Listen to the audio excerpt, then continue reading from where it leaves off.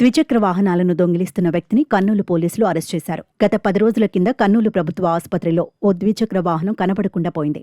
దాంతో 3వ పట్టణ పోలీసులకు ఫిర్యాదు చేశారు. కేసు నమోదు చేసుకుని దర్యాప్తు చేసిన పోలీసులు దొంగను గుర్తించారు. అనంతపురం జిల్లా కక్కలపల్లికి చెందిన పోతుల జాకబ్ ఈ చోరీ చేసినట్లు చెప్పారు. అయితే జాకబ్ను విచారించగా మరిన్ని చోరీలు వెలుగు చూశాయి.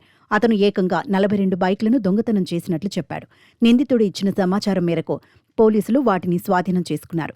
ఆసుపత్రిలో హడావిడిగా ఉన్న వ్యక్తుల వాహనాలపై నిందితుడు జాకబ్ దృష్టి పెట్టి వారి వాహనాలు దొంగిలించేవాడని పోలీసు ఉన్నతాధికారులు వెల్లడించారు. ఇవాళ ప్రధానంగా ఈ ప్రెస్ బ్రీఫ్లో ఏంటంటే మనకు 10 రోజుల క్రితం 29న మనకు కేసు రిజిస్టర్ అయింది. ఇది వచ్చి క్రైమ్ నెంబరు 501/2025 కింద ఈ ఒకటి మోటార్ సైకిల్ పోయింది హాస్పిటల్లో జీజీహెచ్లో. మనకందరికీ తెలుసు జీజీహెచ్లో ఎక్కువగా మోటార్ సైకిల్స్ పోవడము, చిన్న చిన్న పెట్టి అఫెన్సులు జరుగుతుంటే వాటి మీద ఫోకస్ చేసి సరే అని చెప్పేసి ఈ టెక్నికల్ ఎవిడెన్సెస్ ద్వారా వర్కౌట్ చేస్తే ఈ అనంతపురం ఈ కక్కలపల్లి అంటే యాక్చువల్గా అనంతపురం రూరల్ లిమిట్స్ అవుట్స్కట్స్లోనే ఉంటుంది, చిన్న విలేజ్ అది. ఆ ఊరికి సంబంధించిన పోతుల జాకబ్, ఇతను 39 ఇయర్స్.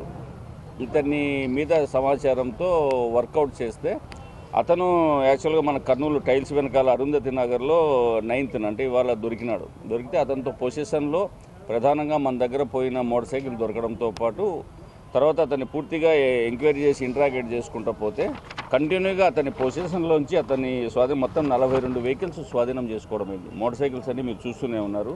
42 మోటార్ సైకిల్స్ మొత్తం స్వాధీనం చేసుకోవడం జరిగింది.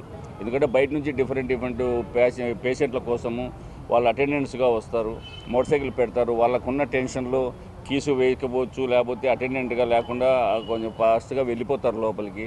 సో అట్లాంటి వెహికల్స్ని వీళ్ళు టార్గెట్ చేస్తారు. సో లాస్ట్ టైం కూడా మనకు జీజీఎస్లో పోయిన వెహికల్స్ లింకప్ చేసుకుంటేనే మనకు మోటార్ సైకిల్ దొంగలు దొరకడము. సో ఇది ఫస్ట్ టైం ఇతను జాకబ్ అనే అతను మన ఫస్ట్ టైం ఐడెంటిఫై కావడము.